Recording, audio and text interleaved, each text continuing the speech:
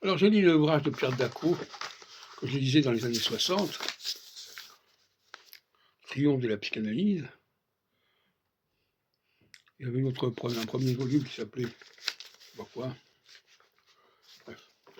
Et alors, nous sommes en 2026, donc 60 ans plus tard, je constate l'absence criante de l'astrologie comme clé pour comprendre le psychisme individuel. Et ça, c'est vraiment une grave, très grave lacune. Bon, ça ne va pas empêcher moi-même de me lancer dans l'astrologie dans les années qui suivront. Mais, et puis de toute façon, l'astrologie telle qu'on l'a pratiquée à l'époque n'était pas celle qui m'intéresse aujourd'hui, comme vous le savez.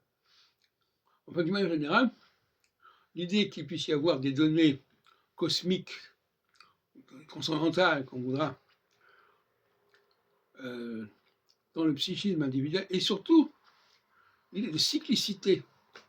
C'est ça, toutes les formes d'astrologie ont une forme cyclique.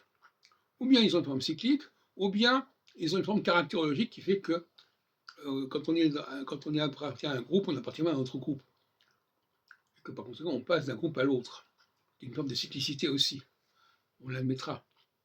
Donc, toute cette dimension cyclique, toute cette dimension cosmique de l'astrologie est totalement absente des ouvrages de Pierre Daco, TACO, et on peut évidemment le regretter.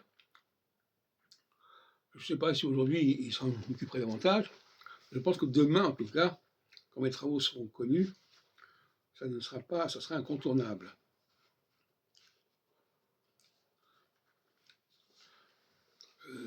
On ne peut pas, pour moi, faire une étude analytique valable, une suivi analytique valable sur des mois, vraiment des années, sans disposer d'une théorie cyclique, d'un modèle cyclique viable.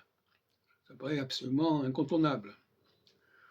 Et donc ça, c'est vraiment la grande faute, la grande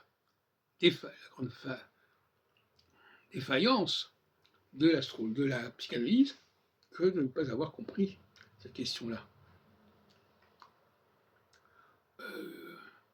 Ils ont comme excuse, effectivement, que l'astrologie, telle qu'on l'a pratiquée il y a 100 ans, n'est plus celle du début du XXIe siècle, telle que moi je la pratique, telle que je la construis.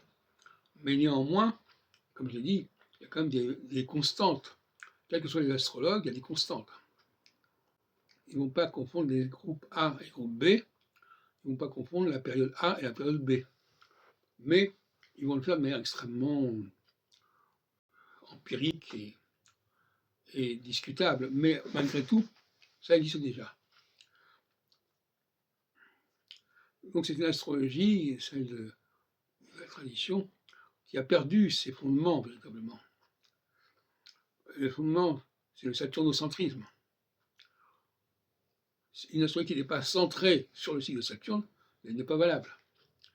J'ai montré tout à l'heure dans une autre vidéo à propos de Barbeau, qui n'a pas centré son astrologie mondiale sur Saturne, et qui n'a pas notamment compris les points communs qu'il y a entre la guerre des 6 jours des 67 et les prémices d'une guerre mondiale en 2026.